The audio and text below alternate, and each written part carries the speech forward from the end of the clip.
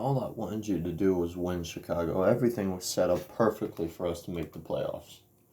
To make the playoff race right now. Everything's set up so perfectly. All you had to do to get into 8th place was beat the Portland Trailblazers at home.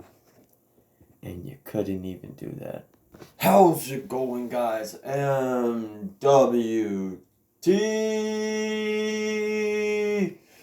here with another recap video for November 25th. So I'll explain what this intro is later. But I need you guys to make sure you go subscribe to the channel down below and like this video. But we got to get into these games really quickly. So the first game we're going to go over is the Brooklyn Nets taking on the Cleveland Cavaliers.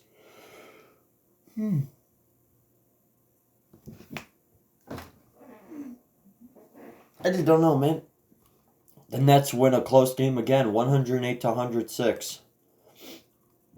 Brooklyn's main scorer was Spencer Dinwiddie with 23 points, 1 rebound, 9 assists, and 3 blocks. But Jared Allen had a 22-point, 21 rebound night, a 2020.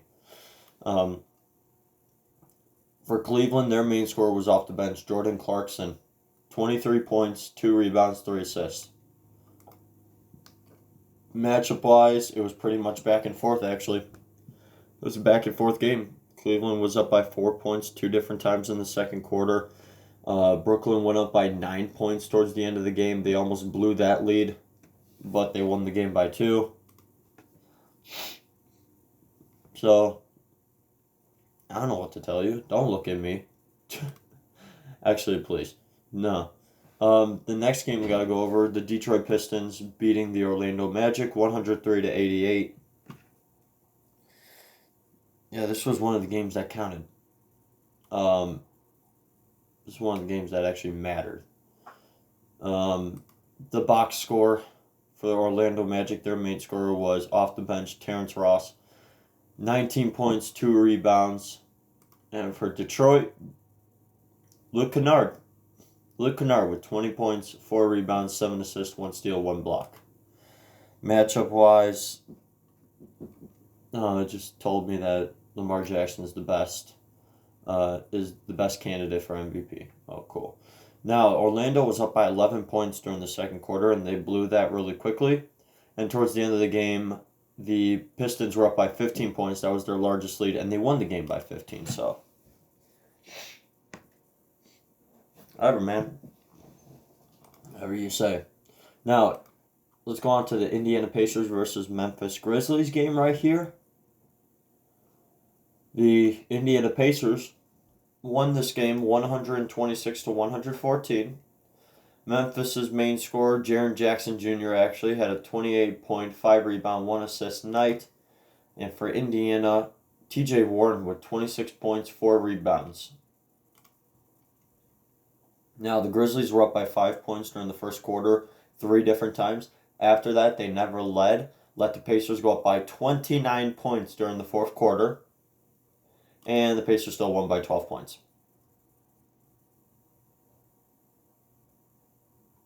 Yep, that happened. Next game, Minnesota versus the Atlanta Hawks. The Minnesota Timberwolves won 125-113.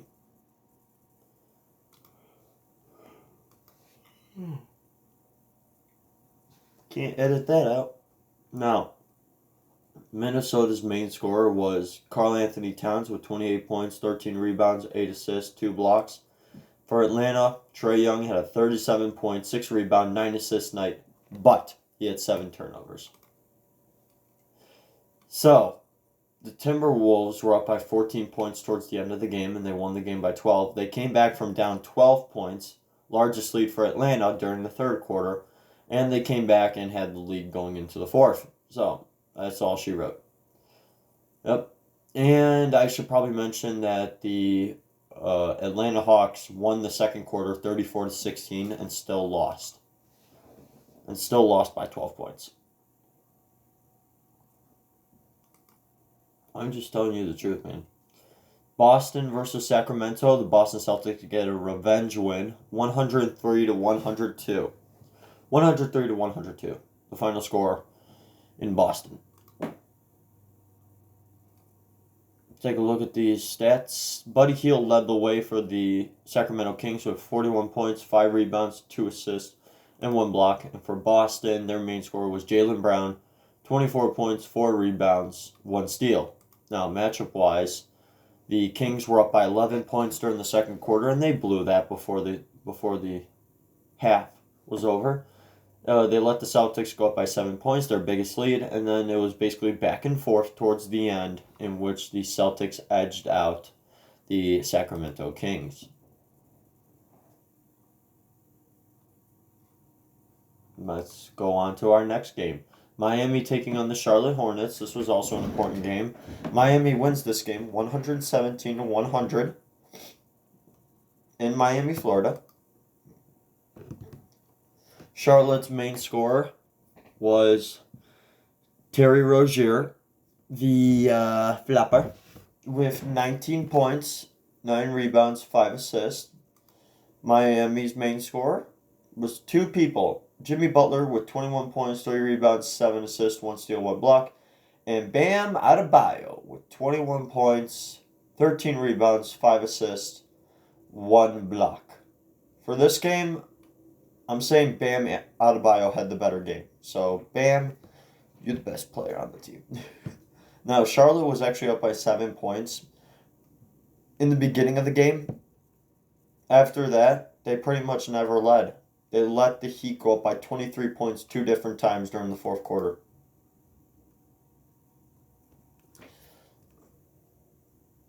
Charlotte, man, what's going on? Now, next game we got to go over Toronto taking on the Philadelphia 76ers. A very surprising game because Joel Embiid had 0 points. How does that work? How does that work? Now, Philadelphia, their main scorer was not Joel Embiid. He was 0 for 11 from the field, 0 for 4 from the three-point line, 0 for 3 from the free throw line. He had 13 rebounds, 2 assists, a -9. It was actually Ben Simmons. No, I'm joking with you. Josh Richardson, 25 points, 6 rebounds, 1 assist, 1 block. For Toronto, it was Pascal Siakam again with 25 points, 7 rebounds, 3 assists, 1 steal, 2 blocks. Now, matchup-wise, the 76ers were up by 8 points during the second quarter. They came back from being down 8 points, the largest lead for Toronto, and they still lost the game by 5 points. Wow. If Joel Embiid had at least 5 points, I mean, we would be talking about, the 76ers upset the Raptors at home. Now, Portland took on the Chicago Bulls. They won 117-94. Again, Chicago had they were beaten in the third quarter again, 30 points to 18. We are just not a good third quarter team, are we? Portland's main scorer was Carmelo Anthony, actually. He had 25 points, 8 rebounds, 2 assists, 1 steal. For Chicago, Zach LaVine, 18 points, 1 rebound, 5 assists, 2 steals, 1 block. Matchup-wise, the Bulls were up by 3 points during the first quarter, and they let the Portland Trail Blazers go up by 28 points towards the end of the game in the fourth. Like I said before, the Bulls only scored 18 points in the third quarter. We suck in the third quarter. All right, cool, thank you. Yeah, we're just... Now, I want to explain what I was talking about when it comes to that all we needed to do was win. So, in order for us to make the playoff race right now and get into 8th place, things had to happen. First off, the Pistons had to beat the Orlando Magic to push them down. Then the Miami Heat had to beat the Charlotte Hornets. Brooklyn can win and all this stuff. I don't care about that. Brooklyn can beat Cleveland. I don't care. But those were important. But Chicago had to win against Portland in order to be in 8th. They are in 12th place now because they did not win. And Orlando is back in the playoff race at 6-10. Tied with the Washington Wizards. 7.5 games behind Milwaukee. Detroit is 8 games. They're in 10th. Charlotte is 8.5, tied with the Chicago Bulls.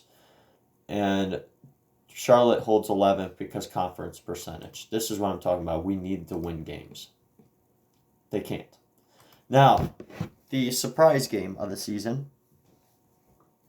I don't know what happened. Because Milwaukee beat the Utah Jazz 122-118.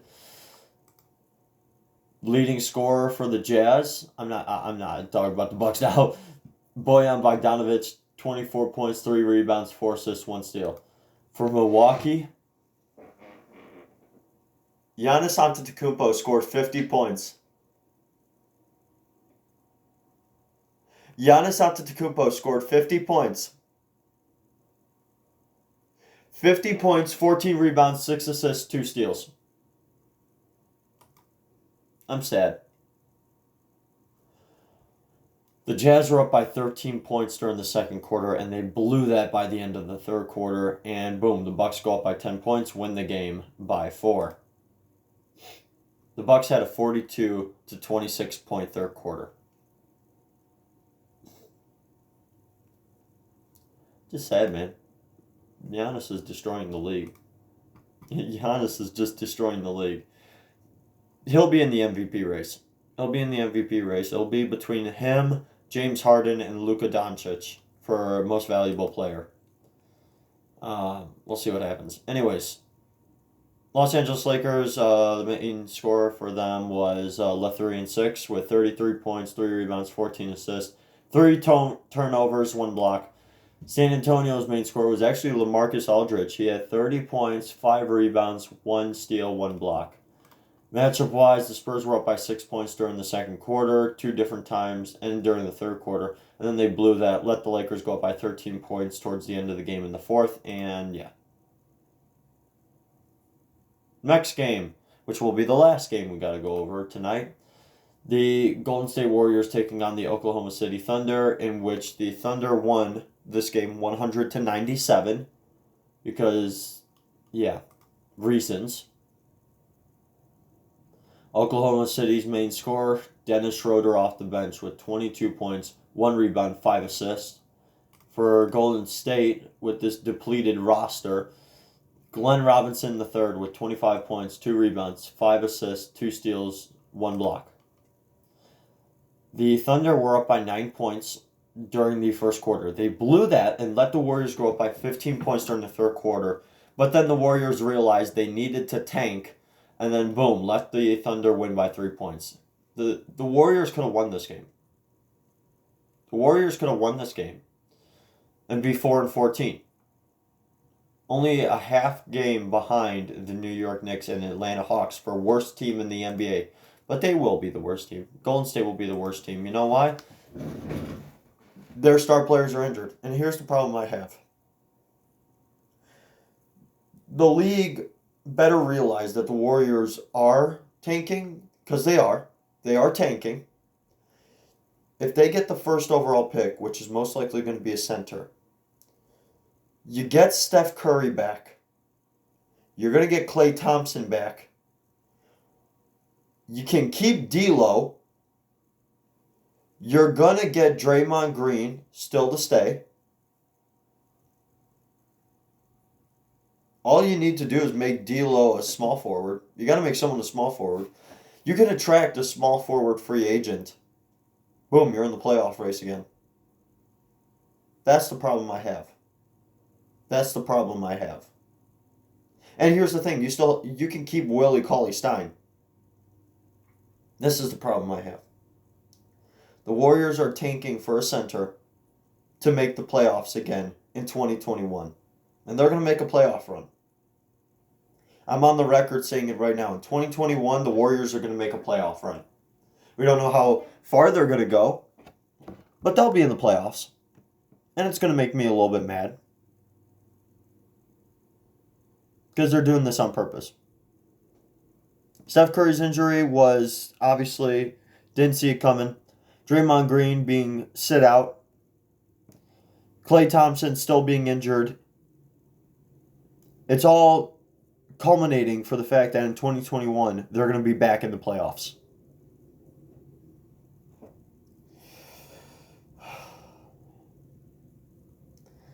Oh, the NBA is done. And we're talking about playoff changes. Nope. Don't care about that. I care about my Bulls making the playoffs. Anyways, please subscribe to the channel with post notifications on and like the video. See this? Like the video. Make it blue. I'm done. See ya.